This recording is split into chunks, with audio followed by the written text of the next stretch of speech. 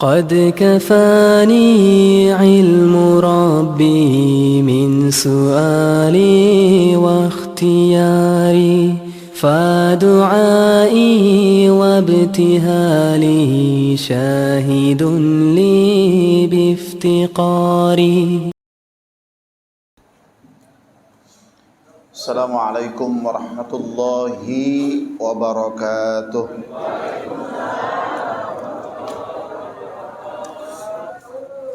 بسم الله الرحمن الرحيم. اللهم إني اهتدت بدرب الله طوله ما شاء الله طفله لا إله إلا الله بابه محمد رسول الله صلى الله عليه وسلم سقفه لا حول ولا قوة إلا بالله العلي العظيم.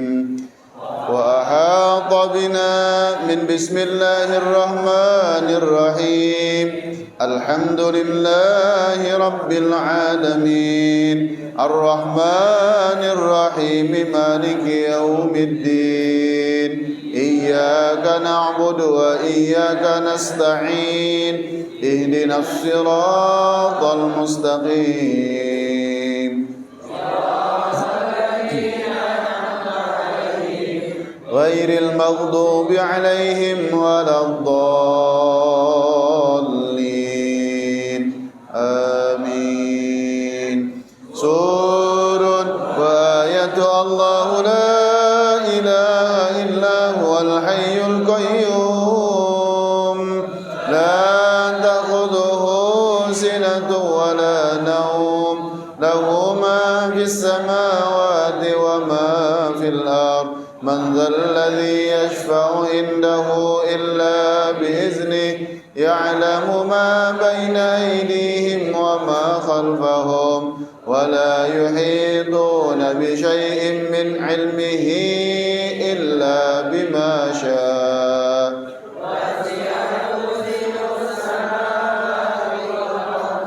ولا يؤوده حفظهما وهو العلي العظيم.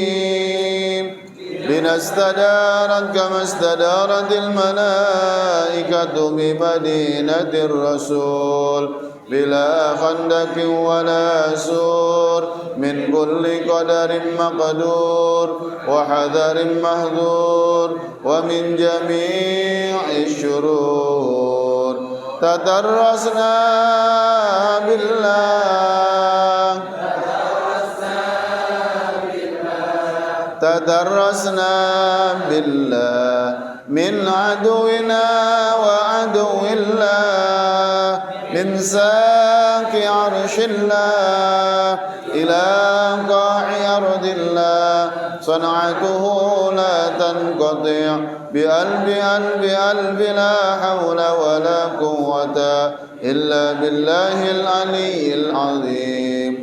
عزيمته لا تنشق بألف ألف ألف لا حول ولا قوة إلا بالله العلي العظيم. اللهم إن أحد أرادني بسوء من الجن والإنس والوحوش من بشر أو شيطان أو سلطان أو وسواس وقلوبهم في وسواس وأيديهم في إفلاس وأعمقهم من الرجل إلى الرأس لا سهل يجدع ولا جبل يقطع بألف ألف ألف لا حول ولا قوة إلا بالله العلي العظيم. وصلى الله على سيدنا محمد وآله وصحبه وسلم آمين. على هذه النية وعلى كل نية صالحة إلى حضرة النبي المصطفى رسول الله صلى الله عليه وسلم وأزواجه وذريته وأهل بيته وصحابته شيء لله لهم الفاتحة. بسم الله الرحمن الرحيم الحمد لله رب العالمين الرحمن الرحيم مالك يوم الدين إياك نعبد وإياك نستعين اهدنا الصراط المستقيم صراط الذين أنعمت عليهم غير المغضوب عليهم ولا الضالين.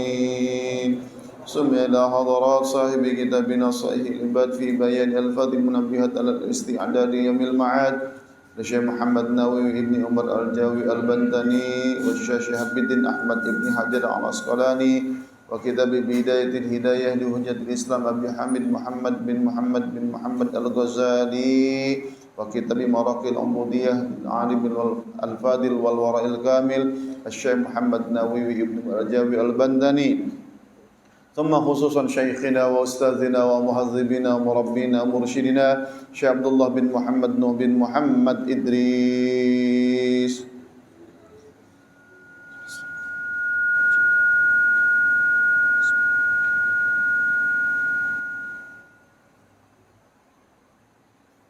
ونفعنا بهم وبعلومهم لهم الفاتحة. أعوذ بالله من الشيطان الرجيم بسم الله الرحمن الرحيم الحمد لله رب العالمين الرحمن الرحيم مالك يوم الدين إياك نعبد وإياك نستعين اهدنا الصراط المستقيم صراط الذين أنعمت عليهم غير المغضوب عليهم ولا الضالين آمين. بسم الله الرحمن الرحيم اللهم صل على سيدنا محمد وعلى آله وصحبه وسلم. اللهم إني أستعينك وأسألك أن تجعلني من عبادك الصالحين. اللهم وفقني لطاعتك واتباع رسولك والبر بوالدي وحسن التلقي من مشايخي. اللهم اجعلني من الحكماء المزودين بالعلم مع الاستقامة في عبادتك وحسن شكرك برحمتك يا أرحم الراحمين. بسم الله الرحمن الرحيم ربنا آتنا من لدنك رحمة وهيئ لنا من أمرنا رشدا رب زدني علما وارزقني فهما رب اشرح لي صدري ويسر لي أمري واحلل عقدة من لساني يفقهوا قولي سبحانك لا علم لنا إلا ما علمتنا إنك أنت العليم الحكيم لا حول ولا قوة إلا بالله العلي العظيم.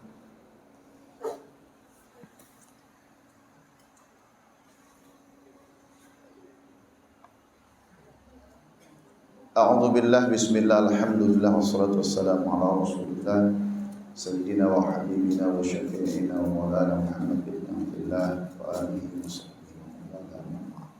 Hadirin jamaah kuliah subuh yang dimuliakan Allah Subhanahu wa taala. Alhamdulillah wa syukru ala ni'matillah. Panjatkan puji dan syukur kita ke hadirat Allah Subhanahu wa taala atas segala nikmat dan karunia yang senantiasa Allah berikan kepada kita. Semoga apa yang kita laksanakan, apa yang kita kerjakan, khususnya di pagi ini, dikabul, diterima oleh Allah Subhanahu wa taala dan dijadikan sebagai bekal amal ibadah kita. Amin, amin ya rabbal alamin. Kita lanjutkan dulu pengajian kitab Nasaihul Ibad. Dibuka kitabnya sekarang makalah ke-14. Makalah ke-15. Makalah ke-15.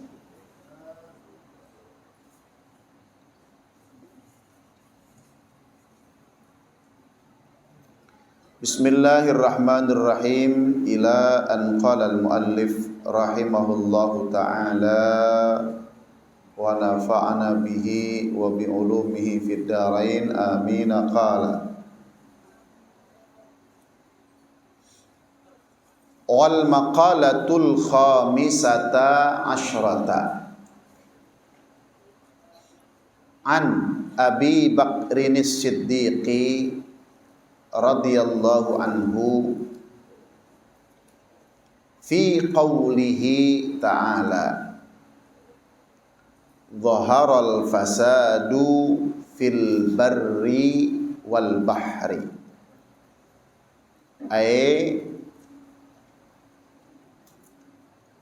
qala ay Abu Bakrin fi tafsiri dzalika al barru huwal lisanu wal bahru huwal qalbu, fa idza fasadal lisanu bisabbi mathalan bakat alaihi an-nufusu ay al-ashkhasu min bani adama, wa idza fasadal qalbu birriya'i mathalan bakat alaihil malaikatu. Qila al hikmatu fi anna al-lisana wahidun tanbihun lil abdi fi annahu la yanbaghi an yatakallama illa fi ma yahummuhu wa fi khairin.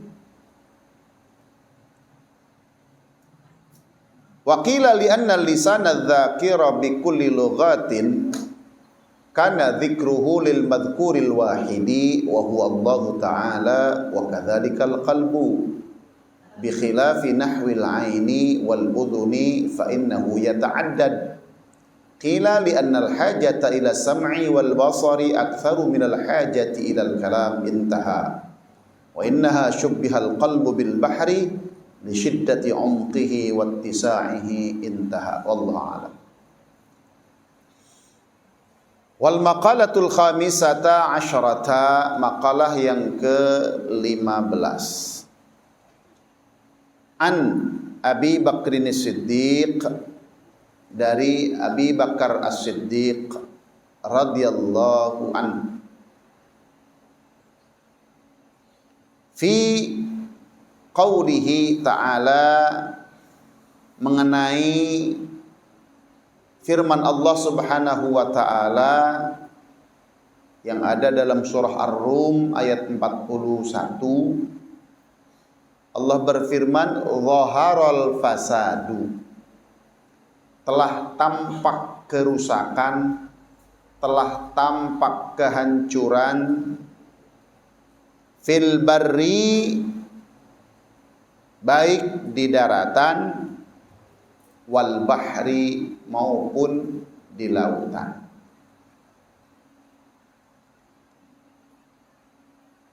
Jadi ini sedang mengupas satu ayat Al-Quran yang tertuang di dalam surah Ar-Rum ayat 41. Zaharal fasadu fil barri wal bahri bima kasabat aydin nas liyudhiqahum ba'dal ladzi 'amilu la'allahum yarji'un. Kata Allah, zahara, telah tampak al-fasad, kehancuran, kerusakan, fil barri, baik di daratan maupun di lautan. Qala, di mana beliau mengatakan, siapa maksudnya? Abu Bakrin. Beliau mengatakan fi tafsiri dzalika, dalam menjelaskan atau mentafsirkan kalimat zaharal fasadu fil barri wal bahri. Apa yang dimaksud menurut pendapat Abu Bakar? Kata beliau, al barru huwa al lisan.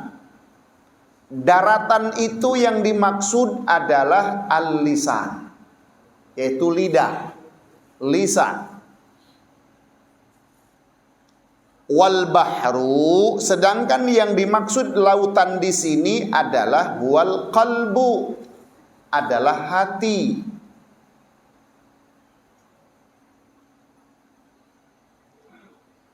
Fa idza fasadal lisan, maka apabila fasada al lisan, apabila lisan ini telah rusak.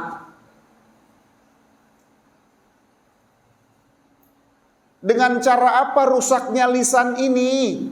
Salah satu contohnya bisabbi mathalan, dengan caci maki, ya, dengan kata-kata laknat, kata-kata kotor, bisab, umpamanya, mathalan. Jadi rusaknya lisan ini dengan kata-kata keji, kata-kata kotor, kata-kata hinaan, cacian, makian. Berarti lisan ini sudah mulai al-fasad, mengalami kerusakan. Bagaimana kalau lisan ini sudah mengalami kerusakan seperti ini dengan cacian, makian, hinaan, cercaan dan lain sebagainya?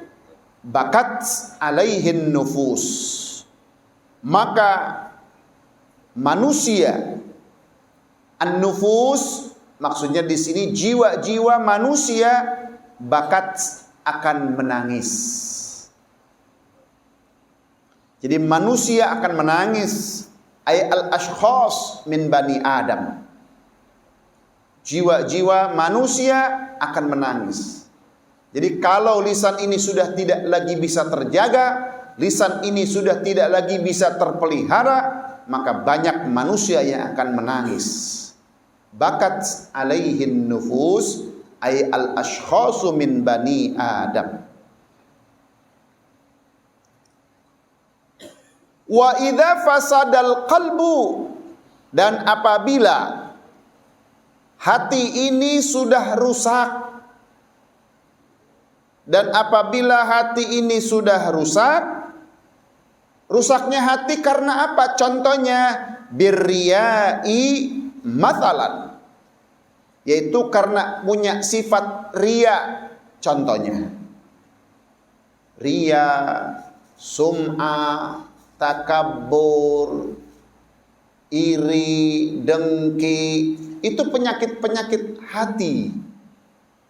Nah, kalau sudah mulai rusak hati ini dengan segala penyakit-penyakit tadi, sifat hasudnya, kemudian sifat riyaknya, segala apapun yang ia lakukan selalu ingin dilihat orang lain, dipamerkan kepada orang lain.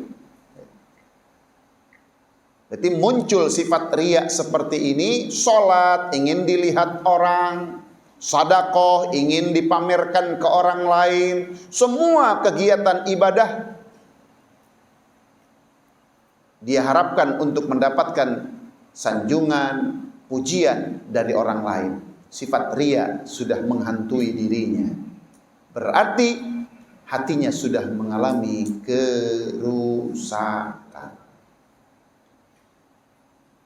Bagaimana kalau terjadi seperti ini? Bakat alaihil malaikatun, maka malaikat yang akan menangis. Kalau tadi lisan ini tidak bisa terjaga untuk terus mencaci, menghina, memaki orang lain, manusia-manusia yang lain akan menangis. Tetapi kalau hati sudah mulai rusak, malaikat yang akan menangis, prihatin melihat kondisi kita yang hatinya sudah mulai dirongrong oleh penyakit-penyakit. Na'udzubillah summa na'udzubillah. Terus kila dikatakan al-hikmatu, salah satu hikmah, fi anna lisana, salah satu hikmah diciptakannya lisan ini wahid,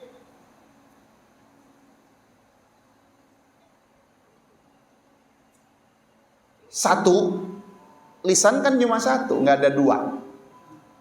Telinga dua, hati satu. Ya. Kemudian mata dua. Nah, lisan hikmahnya apa? Allah ciptakan cuma satu.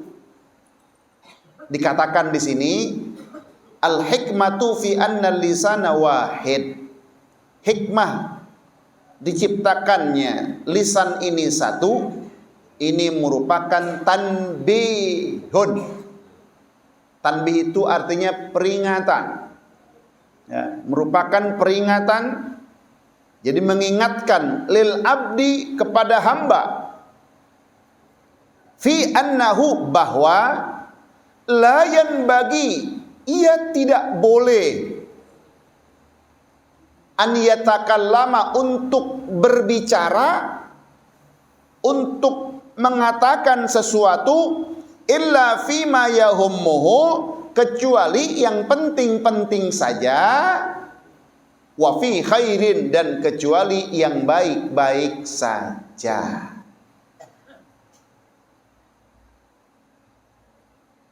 Ya, jadi di sini di antara hikmah dikatakan, di antara hikmah diciptakannya lisan ini cuma satu, ini merupakan tanbih, mengingatkan kepada hamba fi annahu la yanbaghi, bahwa tidak boleh, tidak semestinya, tidak seyogianya ayatakallam, ia berbicara illa, kecuali fi ma yahummu, kecuali hal-hal yang dianggap penting. Jadi artinya cukup satu saja, cukup ngomong yang penting, wa fi khairin, dan cukup ngomong yang baik. Nah, untuk saat ini lebih baik kita qul khairan au liyasmut. Katakan yang baik-baik saja atau lebih baik diam. Selamat. Qul khairan au liyasmut. Tapi kalau kiai, guru, ustaz, jangan pakai dalil asal. As-sukutu zahab. Diam itu adalah emas. Ngajar embung dengan alasannya, oh itu salah, ya. Justru kalau orang-orang seperti ini, nauzubillah, masuk hadis Nabi, man katama ilman uljima bilijamin minan nar. Siapa saja orang yang menyembunyikan ilmunya, nggak mau menyampaikan ilmunya, nggak mau memanfaatkan ilmunya, uljima bilijamin minan nar, maka dia akan dibelenggu dengan tali kekang dari api neraka. Na'udzubillah min. Pesantren bertahun-tahun tak ngajar ngaji ge embung. Sayang, manfaatkan ilmu. Ya minimal ngajar anaknya, ngajar istrinya, ngajar tetangganya. Yang penting mah apa yang sudah kita punya ini benar-benar dimanfaatkan dan diamalkan. Nah, salah satu kemanfaatan ilmu itu ya diamalkan, ya diajarkan kepada orang lain. Ya sabda Nabi, balighu anni walau ayah. Meskipun kita cuma sedikit ilmunya, ayo bismillah. Dengan kita memberikan ilmu kepada orang lain, insya Allah Allah akan berikan tambahan ilmu buat kita. Terus wakila, tapi ada pendapat lain mengatakan, ini kan tadi pendapat pertama. Pendapat kedua mengatakan, kenapa lisan itu cuma satu? Li'anna lisana dzakira bikulli lugatin. Nah, di sini dikatakan bahwa lisan yang suka berzikir. Lisan ini kan kita sering berzikir. Bikulli lugat, dengan segala macam bahasa. Ya ada yang pakai bahasa Arab, ada yang pakai bahasa Indonesia, ada yang pakai bahasa Sunda, ya. Jadi di sini dikatakan bahwa segala bentuk ucapan zikir, ya tentunya kana dzikruhu lil madhkur al wahidi. Jadi lisan yang dipakai berzikir dengan segala macam bahasa ini hakikatnya kana dzikruhu lil madhkuril wahid. Tujuan zikirnya itu hanya untuk mengingat satu saja. Jadi lisan ini hanya untuk berzikir mengingat siapa? Zat yang satu. Lil madhkuril wahid. Yang diingatnya hanya satu saja. Siapakah dia? Wa huwallahu ta'ala. Yaitu Allah subhanahu wa ta'ala. Jadi lisan ini betul-betul dijadikan satu hanya untuk mengingat zat yang maha satu. Zat yang maha wahid, yaitu Allah subhanahu wa ta'ala. Jadi bentuk tujuan zikir ini, tujuannya adalah untuk mengingat Allah, ya, yang maha esa, yang maha satu itu. Wa kadzalikal qalbu, begitu juga hati. Di hati ini hanya ingat zat yang satu, yaitu Allah. Gak boleh di dalam satu hati ini ada dua. Jangan mendua, apalagi kepada Allah. Gak mungkin hati ini bisa sama. Yang punya istri 2, 3, 4, gak mungkin hatinya sama. Gak mungkin. Cinta sama, gak mungkin. Allah sudah ciptakan hati itu cuma satu. Nah, untuk siapa? Untuk Allah subhanahu wa ta'ala. Makanya ketika dalam hadis qudsi Allah katakan yang artinya, aku simpan sebuah wadah di dunia ini, dan wadah itu adanya di hati-hati orang yang beriman. Yaitu di saat kita mengingat Allah, itulah berarti wadah yang dimiliki oleh Allah yang ada dalam hati ini. Allah katakan dalam Al-Quran, ala bidzikrillah tatmainnul qulub. Ingat, hanya dengan zikir kepada Allah hati ini akan tenang. Orang-orang beriman itu begitu. Hatinya tentram, hatinya tenang, mengingat janji-janji Allah. Ketika kita sholat, ketika kita puasa, terbayang janji-janji Allah untuk orang yang puasa. Tenang hatinya, tentram hatinya. Itulah kriteria ciri orang-orang yang beriman. Alladzina amanu wa tatma'innu qulubuhum ala bidzikrillah tatma'innul qulub. Masyaallah, luar biasa. Itu orang-orang yang beriman. Pasti ketenangan jiwa, ketenangan hati. Enggak ada tuh yang namanya gundah, gulana, resah, gelisah. Tidak ada. Resah, gelisah, buru-buru ambil air wudhu. Sholat, baca Quran, insya Allah segala kegundahan hati, segala kegelisahan hati, segala kegalauan hati, Allah akan lenyapkan dan Allah akan hilangkan. Yakin. Yakin kepada Allah dengan ibadah yang kita kerjakan. Makanya nggak akan ada orang stres, orang depresi, nggak ada kalau orang selalu mengingat Allah. Zikrullah, ala bidzikrillah tatmainnul qulub. Nggak akan ada tuh kayak si Elsa mau bunuh diri, minum obat. Ya Bu ya? Ya Bu, minum tablet gara-gara dituduh sama Nino.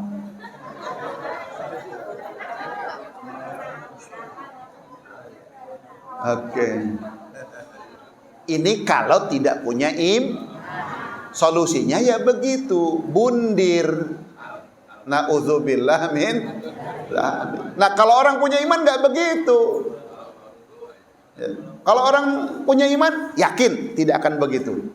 Astagfirullahaladzim, astagfirullahaladzim. Ya Allah, aku taubat. Aku taubat kembali kepadamu ya Allah. Di situ sujud, cucurkan tuh air mata, darah kalau bisa. Taubat kembali kepada Allah subhanahu wa ta'ala. Hanya itu yang bisa dilakukan oleh orang-orang yang beriman. Nggak akan ada minum baygon, nggak akan ada minum racun, nggak akan ada itu. Kalau orang masih punya iman, ayo buru-buru tanamkan di hati ini. Allah itu melihat, Allah itu ada, Allah mendengar, Allah melihat dan memperhatikan kita. Ayo kita kembali kepada Allah. Tidak ada kata terlambat untuk kita terus menata dan memperbaiki diri ini untuk menjadi lebih baik di mata Allah Subhanahu wa Ta'ala. Nah, jadi hati ini nggak bisa dibagi dua. Dan Allah katakan Allah tidak menciptakan di dalam diri ini dua hati, enggak. Allah tidak menciptakan di dalam tubuh ini dua hati, cukup satu saja. Untuk siapa? Untuk Allah Subhanahu wa Ta'ala. Cinta kita untuk Allah, semuanya untuk Allah. Sebab kalau sudah semuanya untuk Allah, yang lain akan terbawa. Karena dasarnya adalah lillah. Dan ketika dasarnya lillah, apapun yang kita cintai tidak akan kita merasa kecewa. Maka nadillahi dama wattasal wa maka nali ghairillahi zala wan fasal. Apapun yang diniatkan karena Allah langgeng wattasal, dan terus keberkahan akan dirasakan. Manfaatnya akan dirasakan kalau niatnya lillah. Tapi wa ma kana li ghairillah, apapun yang kita lakukan bukan karena Allah, zal akan hilang, wan fasal, dan akan terputus keberkahannya. Hanya alhamdulillah, mudah-mudahan niat kita ngaji di sini betul-betul lillah, sehingga pengajian kita tetap akan abadi. Udah berbelas-belas tahun kita ngaji di sini. Dimanapun, ya kalau niat bikin majlisnya lillah, insya Allah abadi. Insya Allah, pengajian dimanapun kalau niatnya lillah, abadi. Nikah lillah, abadi. Semuanya insya Allah, kalau niatnya lillah. Seandainya tidak abadi pun, pasti ada hikmah lain. Dan di situ kita makin yakin kepada Allah Subhanahu wa Ta'ala. Artinya, likulli syai'in hikmah. Segala sesuatu pasti ada hikmah, ada manfaat. Lanjut. Bi khilafi nahwil ain, berbeda dengan mata. Mata Allah ciptakan dua. Wal udhuni, dan juga telinga. Fa innahu yata'addad, ya, sebab itu semuanya berbilang. Mata berbilang dua. Kemudian udhun juga berbilang dua. Pendapat lain mengatakan li'annal hajata ila sam'i wal basar, karena kebutuhan mendengar, wal basar, dan melihat, aksar, itu lebih banyak kebutuhannya minal hajati ilal kalam, dibandingkan dengan kebutuhan kita ngomong. Makanya dikasih satu aja udah kewalahan ngomongin orang mulu. Satu udah kewalahan, apalagi kalau mulutnya dua, lisannya dua. Waduh, dosa melulu tiap hari. Nah, kebutuhan mendengar ada berapa? Dua, lebih banyak. Kebutuhan melihat pun dua. Makanya Allah simpan mata dua, telinga dua. Ada yang kanan, ada yang kiri, mata kanan, mata kiri. Nah, kalau hati enggak, kalau lisan enggak, cuma satu. Li'annal hajata ila sam'i wal basar aktsaru minal hajah ilal kalam intaha. Wa inna ma syubbihal qalbu. Nah, sedangkan hati diumpamakan dengan lautan. Tadi kan di dalam tafsirannya begitu. Wal bahru wal qalbu. Sedangkan lautan diibaratkan seperti hati. Kenapa? Li syiddati umqih. Karena sangat dalam. Siapa yang mampu menyelami hati seseorang? Saking dalamnya. Wattisa'ihi, dan saking luasnya itu hati. Masya Allah. Padahal hanya cuma di sini, tapi ini sebagai penentu. Ya. Ala wahyal qalb. Ala wahyal qalb. Ingat, itulah hati. Jadi at-taqwa hahuna, at-taqwa hahuna. Takwa itu adanya di sini. Ya. Kalau hati ini rusak, ya rusak yang lainnya. Kalau hati ini bersih, insya Allah yang lainnya bersih. Makanya yuk kita sama-sama bersihkan hati, ya. Bersihkan jiwa. Semuanya kita niatkan semata-mata karena Allah Subhanahu wa ta'ala. Jangan ada suudzon, buruk-buruk sangka kepada siapapun. Ayo bersihkan dari segala kotoran-kotoran itu. Sifat hasud, lihat tetangga bikin rumah panas, tetangga beli termos baru mendidih. Ya. Capek hidup begitu. Capek nggak, Bu? Tetangga pakai kalung panas. Tetangga punya mobil panas. Capek hidup begitu. Artinya apa di sini? Berarti orang hasud berarti dia tidak syukur kepada Allah. Berarti seakan-akan protes sama Allah. Ya Rabb, kenapa dia yang dikasih saya enggak? Berarti tidak menerima pemberian Allah, tidak syukur terhadap pemberian Allah. Itu sifat hasud. Nah, biasanya sifat hasud ini yang paling banyak mengkonsumsi dan paling banyak melakukannya adalah para kiai, para ustadz, para ajengan, para ulama. Itu banyak sifat hasudnya. Jadi memang hasud ini makhluk yang istimewa. Pembelinya adalah para ulama. Kita berpikir, ya Rabb, ulama saja bisa hasud, apalagi kita, gitu aja. Ulama aja hasud gitu. Ya tentunya ya ulama dengan ulama, kiai dengan kiai, ustad dengan ustad, tukang bengkel dengan tukang bengkel, tukang sayur dengan tukang sayur, guru dengan guru, tukang ojek dengan tukang ojek, tukang beca dengan tukang, ya itu masing-masing. Kalau lihat di Indosiar kan begitu. Tukang sayur hasud dengan tukang sayur dibakar. Pintu berkah. Ini kan menunjukkan bahwa sifat ini memang berkembang dan banyak di masyarakat kita. Hanya yuk kita bismillah, kita hindarkan. Majlis dengan majlis sama. Pesantren dengan pesantren sama. Oh, dia mau pesantrennya banyak, muridnya tahu deh. Itu hasud. Ustadz muda dengan ustadz tua hasud. Kata yang tua, dah ini ustadz baru kemarin lulus juga, udah banyak tingkah. Saya tahu pesantrennya di mana. Kata yang tua. Kata yang muda, dah kita ustadz bisa aki-aki oke. Ayo terus gitu. Rusak semua umat. Ini penyakit hasud ada semua. Lihat ini maju, mulai goyang. Ustadz Somad lagi naik, goyang. Itu hasud semua itu. Aagim digoyang semua. Dibikin rusak semuanya. Jadi akhirnya nanti masyarakat sudah tidak percaya lagi sama ustadz, tidak percaya sama kiai. Sengaja dibuat seperti opini-opini seperti ini. Siapa? Ya tidak lain kecuali musuh-musuh Islam. Dibongkar lagi Ustadz Arifin Ilham udah meninggal, ngapain dibahas? Poligami, emang dengan apa dengan poligami? Ustadz Somad ditelusuri, semua dicari-cari kesalahannya, semua dicari-cari kesalahannya. Supaya apa? Nanti terkesan bahwa